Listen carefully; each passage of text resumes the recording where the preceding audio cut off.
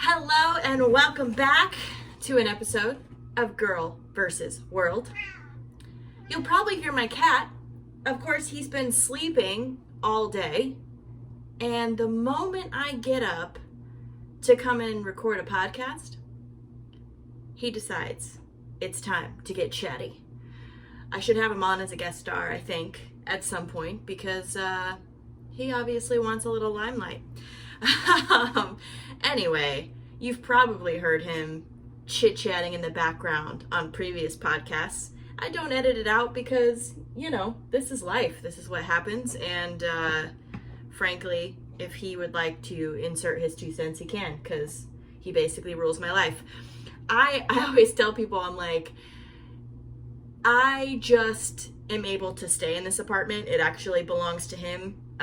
He just lets me stay here and lets me pay all the bills. So I'm really fortunate actually to, be able to stay here with his permission. So anyway, I do have kind of an exciting announcement. So I had a couple of logos created for the show. Obviously the one I use already in the podcast. And then I had kind of like this new wave, like 80s version created. Well, I had them both created into stickers, which I'm going to put up on the website. So if you want to support the podcast, if you're on YouTube, you can see these stickers, but I will put them up on the website, girlversusworld.com. That is versus spelled out, not VS, but VERSUS. Girlversusworld.com. I'm going to put them up on the blog. I don't know how much these things are worth, but every bit goes to me being able to put on this podcast. So if you want to do that, also if you want to check the social media, Instagram, Facebook, you can get these for free. If you don't want to pay for them, you can get them for free. You just have to do a couple of things. It's like follow the socials and post a review. Like that's it, and I'll send them to you for free if you don't want to send me money. So you have options. I recommend taking advantage of either, honestly. Like if you leave reviews, that really helps the podcast get out there, get visibility, and get people to want to listen to it. So I appreciate it. I wish I could just always give stuff for free, but at some point, having a podcast does cost money. So if you want to support the podcast, you can buy them, or you can follow the social medias and write a review. There's a form that you can fill out just letting me know that you did those things, and I will send you the stickers. There's 2 of them. So there's one with the original logo and one with the new wave, like 80s logo.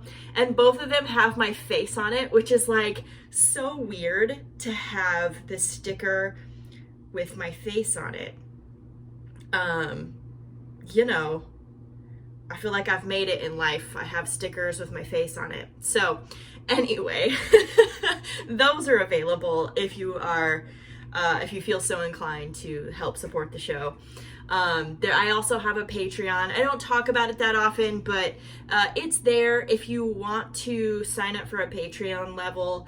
I do give you the episodes early and ad-free. So if you want to take advantage of that and help support the show, you can do that.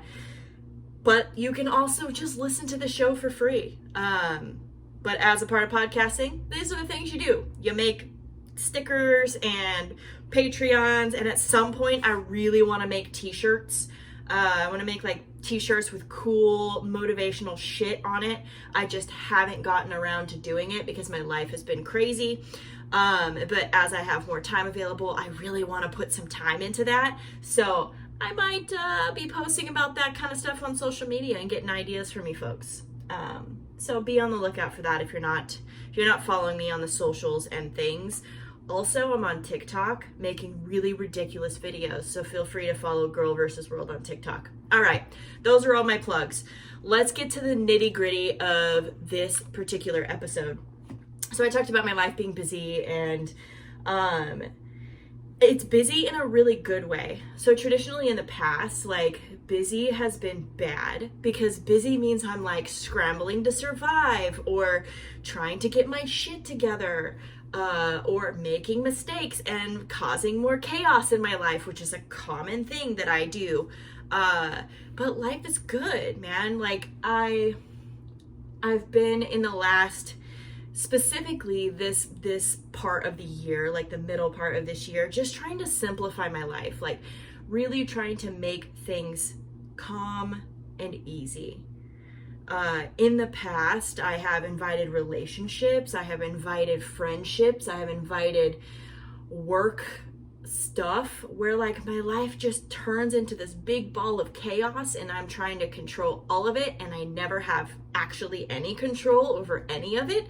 But it's like this illusion I try to keep up with myself. And honestly, I've gotten to a point where I just got tired, like so tired of constantly like trying to fix other people's shit and, you know, making decisions that was making my life crazy. So I've put a lot of effort into trying to simplify things and make things easy for myself. And part of that has been, you know, just taking it easy and setting myself up for success and saying no when I need to say no and taking time to myself when I need to take time to myself, right? And so I've been doing that and things have been great. And I just finally got full-time employment with one of my jobs. Like I work multiple jobs, right? And I just got full-time employment with the job that I really wanted full-time employment. So that's going great. Like I started dating and that's going great. And like, I feel like I'm just like in this really good place where things are calm and lovely and wonderful. And I was sitting at home the other day and I'm like, why does calm and happiness sometimes feel bad to me? Now, let me clarify that, right? Like, I'm so used to my life being a big ball of stress and mess and chaos that happiness sometimes hurts. That probably sounds super, super heavy, but if you've experienced this yourself, you know exactly what I'm talking about, where like, you get into this place where like, if you're happy, you're wondering what you're missing. Like there's probably something somewhere that you didn't do or forgot to do, or something bad is going to happen soon to like put your life in this crazy chaos again. And you're kind of waiting for that. But when that doesn't happen and you're used to that being the mode of your life, happiness can sometimes hurt. It can be painful, because you start to really reflect on what your life has been and how crazy things have been. And it's almost this grieving process where you start to go back and go, oh my gosh, like I've been living in this shit for so long that now that I'm in this place, like I could have had this all along. So you start to grieve this past life that you had. So your current happiness is like kind of painful. It's a painful reminder that you have gone through so much. And sometimes even feeling the level of happiness that you get to, you start to have these feelings of guilt. Like, so they talk about this in like sometimes you get survivor's guilt. Like if you go through something like super traumatic and other people died or perished, passed away, and you survived it, like you have this like survivor's guilt. And I've found that people who have survived trauma, really bad relationships, drugs, alcohol, in recovery, like we have a certain amount of survivor's guilt. And I think that plays heavily into why happiness can be painful for us, because we have this like guilt that we made it, right? Like I'm getting emotional, but there are people in this life that didn't make it, you know? Like I think about the people that struggle with addiction and people who are in abusive relationships and they didn't make it. And for some reason I did, right? And so when I get to these levels of happiness and satisfaction with life, there is an overwhelming sense of guilt. There's a survivor's guilt that comes along with that, because I feel so deeply for other people, and I want so badly for other people to have this kind of happiness, because I know that it's possible, because I've spent my life getting through things and surviving this life in so many different ways that I know that if people just had the resources or had, everything they needed, like, they could get here. And so the fact that I'm here functioning, have a job that pays me well, that I love, I have my family and my friendships and this support system, and it's so incredible. But most of all, I have myself, and I've cultivated this level of self-love and appreciation and understanding my worth now, that this is why I'm where I'm at today, right? And so I think about the people who don't have this and didn't get here and couldn't get to this level, and I'm sad for them, and I have this crazy amount of survivor's guilt that makes my own happiness sometimes a painful process. I wish that I could disconnect that part of myself sometimes that cares so deeply for people, but also I see it as a calling of sorts that I have. It's why I speak out so openly about what I've gone through, and why I have this podcast, and why I will probably spend the rest of my life trying to talk to people and share my story, to show them that they're not alone and that you can actually do these things yourself. Because I believe that every single one of us has this ability inside of ourselves, our awareness, our consciousness. We have this ability to heal ourselves, to not be broken, to not see ourselves as these objects that can be used and broken and abused. We are so much more than that. We are human beings. We are not objects.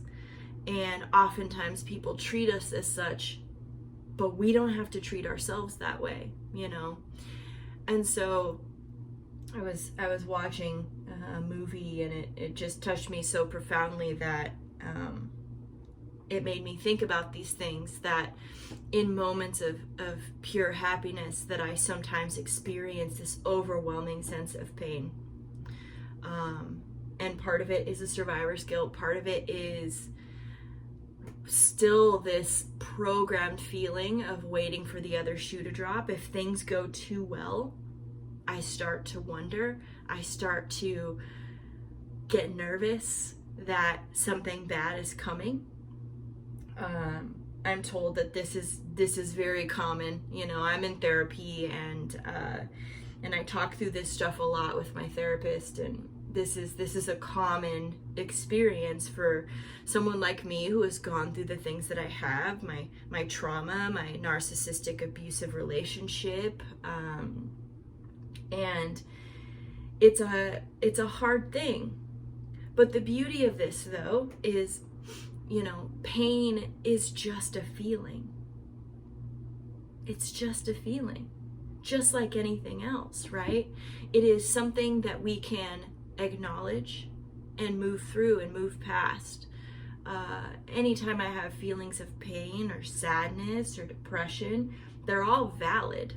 They're all valid feelings, but I don't have to stay in that place. I don't have to continue to allow these feelings to alter my life. In the past, if I started to get happy and then had these feelings of overwhelming pain, I would drink, right? Because I didn't want to feel that anymore, and drinking allowed me to escape that sort of feeling, at least temporarily, where I could just be what my brain felt was happy. Obviously, drinking isn't actually happiness, but it did feed the receptors in my brain to make me think, oh, this is better than sitting with the emotions that I feel on a regular basis. Like, drinking would shut my brain off. So that was my go-to, was trying to escape stuff like this. And in my recovery and sobriety, like, I've learned how to acknowledge these feelings and sit with them and be okay with them. Because if there's one thing I've learned about my mental health and my brain, is that there's no escaping. Even if it's temporary, we're gonna end up right back where we started. I can't escape them, but I can understand and be very familiar with those feelings and thought processes. And once you're aware of those feelings and thought processes, they're not so scary anymore. You can actually begin to overcome them, right? Like, I can start getting into a place of like, I'm so happy, and then my brain goes, hey, but what about that time when you did that one thing that made you feel really bad? Let's reflect on that and not sleep tonight. Like, my brain will feed me up memories like that. And in the past, I would go, oh my God, avoid the feeling, do whatever I need to do. Like, whether it was like, go drinking, go hook up with somebody, or, run away, basically was my reaction to those types of things. But now my brain can serve up that mentality, because it's done that for a good portion of my life. I can go, okay, yeah, I remember when I did that thing that one time that really embarrassed me, or fucked up that relationship, or, cost me that job. But that's not me anymore. That person doesn't exist anymore. That is an old version of somebody that's not here. She doesn't live here anymore. She moved out. She is gone. That person does not exist. If she doesn't exist anymore, why would I let that continue to affect the person I am now? I shouldn't. I don't even have to be embarrassed by that person, because she doesn't exist. She has evolved, right? Once somebody has evolved and grown, like, you don't hold yourself accountable for shit you did when you were a kid, right? Like, there's so many things you did as a kid. Maybe you were a little shithead and like you caused all kinds of trouble and drama. Like, easily for you go, well, I was a kid, so that's fine. Like, you find it easier to justify those versions of yourself because you were young. But like, couldn't we also do that with older versions of ourselves that no longer exist? The addict of me, that person that was drinking all the time and fucking shit up and losing jobs and disappointing friends and like, borrowing money and lying all the time, like, she doesn't exist anymore. She is totally gone. And I can say that with confidence because that is not who I am anymore. If you took somebody who knew me at that state and you took somebody who just met me and like you put those two versions of me side by side, they would not recognize them. And I'll tell you why. It's not because I have a facade or anything like that. That old person just doesn't exist. But my brain likes to serve up those ideas to me as if she does. And if I let that continue to happen, then I will go back to being that person. But I know full well in my heart and even in my mind that that person doesn't exist anymore. And I can easily say to myself, okay, I remember that, but she's not here anymore. You know why she's not here? Because I've consciously chosen every day to change. They go with that saying that's like, people don't change unless they want to. People don't change for other people. People don't change for anyone but themselves. And for me, I wanted to change for myself. Because at the end of the day, I was left with just me to deal with, right? Like, I fucked up all kinds of shit. You know, the last few months of my drunken antics, I isolated myself big time, you know? Like, I only, you know, ultimately I only had me. I had people who, you know, would enable me, and I had people that loved me and cared about me, but most of them had no idea the depth of what I was going through mentally, physically, on a daily basis, because I hid all that shit, right? I hid, I lied, I did whatever I had to do to keep my addiction alive. So nobody really saw that stuff. But that girl that was so sick and so like manipulative and so untruthful, like, she's not here anymore. I know that that is a version of myself from the past. I can acknowledge that, and I accept the responsibility of that too. That's a big thing. It's not that I'm denying her existence. I'm not. She was very much alive and well. And she did a number. Like, she was something else, right? Like, I used to call my drunk alter ego, we used to call her Nicki Minaj. Like, Nicki was a dick. She never took care of Nicole. Like, it was always future Nicole's problem, whatever was going to happen tomorrow. Like, that wasn't Nicki's concern. Nicki was going to have fun, and she was going to drink, and she was going to do drugs and sleep with people and like lie and do whatever, right? Because she was just out to have a good time and avoid what Nicole was going to have to eventually deal with.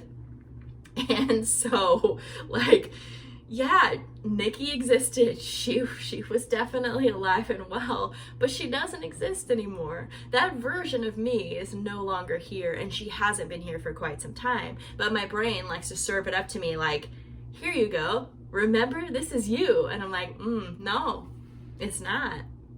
It actually isn't.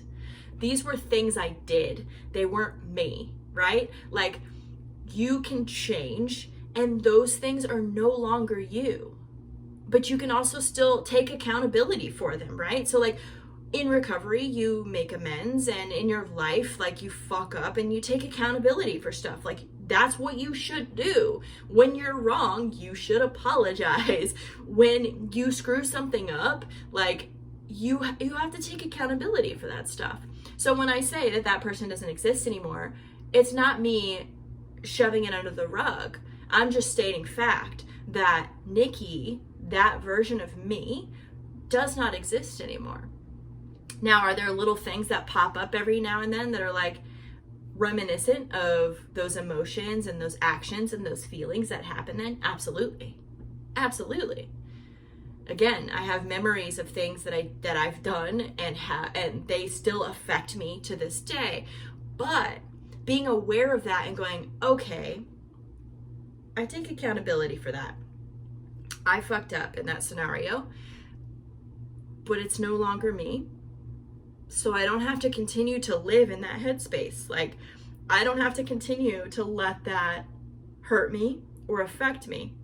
If there's something I need to take action on, so let's say, you know, that memory comes up and it's a really shitty thing I did to somebody. If I can say I'm sorry, then I probably should. It could be my subconscious saying, hey, guess what? You should probably apologize for that. And I've done that. But also, there are times where you're just going to have to suck it up because you can't apologize to that person. And you can't just go around trying to make yourself feel better. You have to consider the other person in the scenario.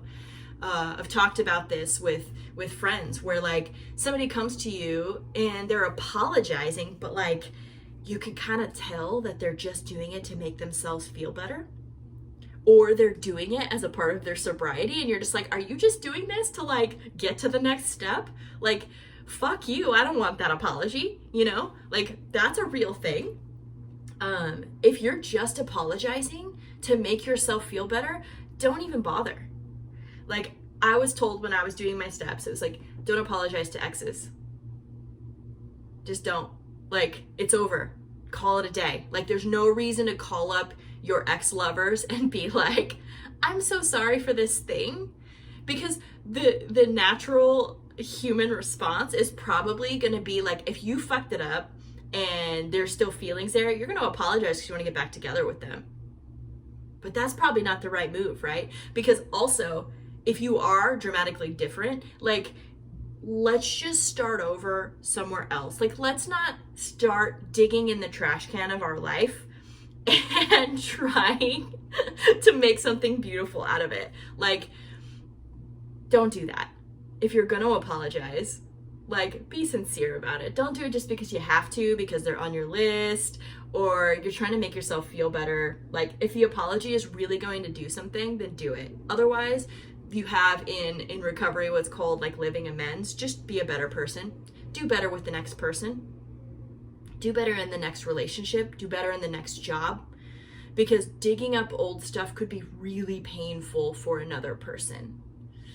And like, if you're just now coming to the conclusion that you need to apologize to make yourself feel better, maybe not the route to go, right? Like, anyway, I was going somewhere with that and I lost my train of thought. Yeah, so, you know, doing the apologies is like, that's a great thing. But again, you have to consider the people that you would be apologizing to. Is it, in the grand scheme of things, like, is it going to help them to have that apology? Maybe. Closure is a good thing, but sometimes our motivations for closure are really selfish. They're like, well, I just need that person to know how I felt. Okay, but why? But why do you need them to know that? Is that going to change how things transpired? Probably not.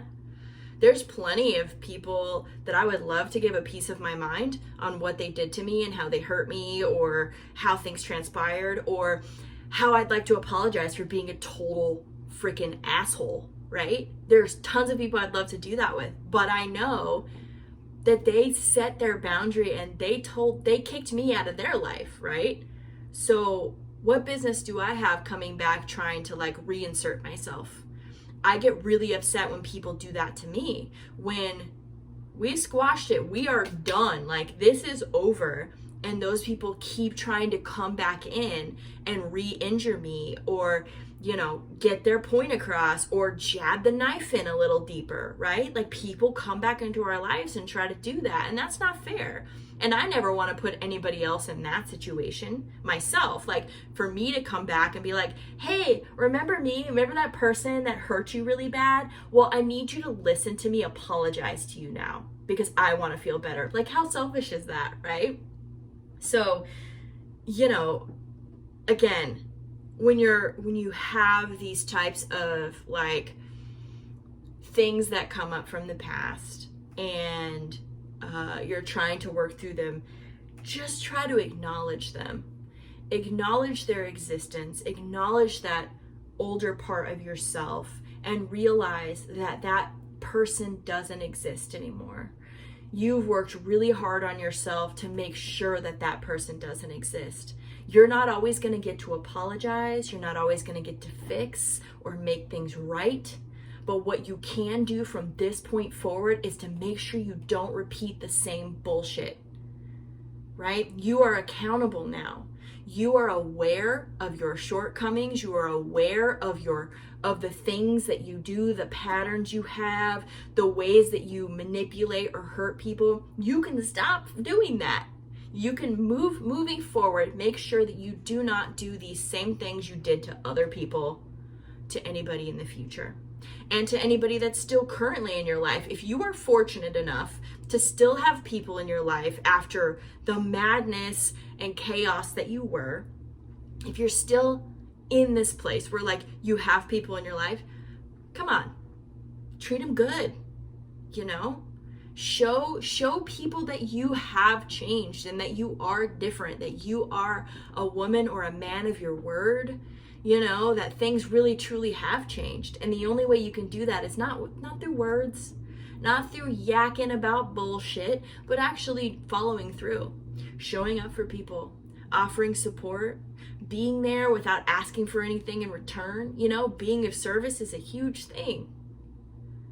It's a huge thing. And people appreciate it even if they don't say it in the moment. Like, if you can be there and show up and be present and give love and receive it too, that's important. Give and receive love. You start to heal those things. So while your brain, when you're feeling happiness, might try to counterbalance all of that, all that hard work you've done, your brain still might go, yo, remember when you were a shithead? And you're gonna have to look at that and go, yeah, I remember, but I'm not that person anymore. And you can confidently say that and fully understand in the deepest parts of your being that you aren't that person anymore. You are evolved, you have changed, and you are beautiful, and you love yourself, and you love those around you, and you continue to be a shining light. And you can continue to do that.